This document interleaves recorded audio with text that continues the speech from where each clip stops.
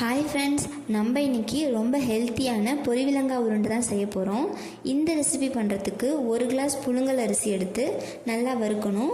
அரிசி வறுப்பட கொஞ்சம் நேரம் ஆகும், 5லேருந்து 10 நிமிஷம் தான் ஆகும்.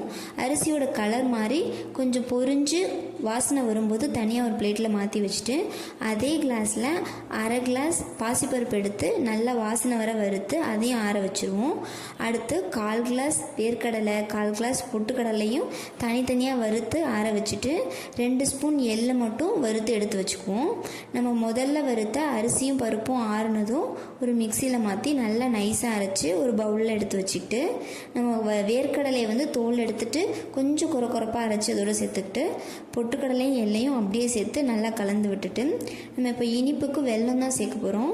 வெல்லம் 3/4 கிளாஸ் எடுத்து 1/4 கிளாஸ் தண்ணி சேர்த்து நல்லா கலந்து, வெல்லம் கொஞ்சம் திக்கானா போதும். திக்கான வெல்லத்தை நம்ம எடுத்து வச்சுருக்க மாவோடு சேர்த்து நல்லா கலந்து வெதுவெதுப்பான சூடு இருக்கும்போதே நல்லா உருட்டிடணும். உருட்டிட்டு நம்ம முதல்ல அரைச்ச பாசிப்பருப்பு அரிசி மாவு இருக்குமில்ல, அதில் ஒரு கைப்பிடி எடுத்து வச்சுக்கிட்டு அந்த மாவில் கோட் பண்ணி உருண்டைகள் எடுத்தால் பொரிவிலங்காய் உருண்டை ரெடி ஆகிடும். இதோட பேர் ஏன் பொரிவிலங்காய் உருண்டை இருந்துச்சுன்னு யாருக்காச்சும் தெரிஞ்சிச்சுன்னா கமெண்ட்டில் ஷேர் பண்ணுங்கள். இந்த ரெசிபியை ட்ரை பண்ணி பார்த்துட்டு எப்படி இருந்துச்சுன்னு சொல்லுங்கள். தேங்க்யூ.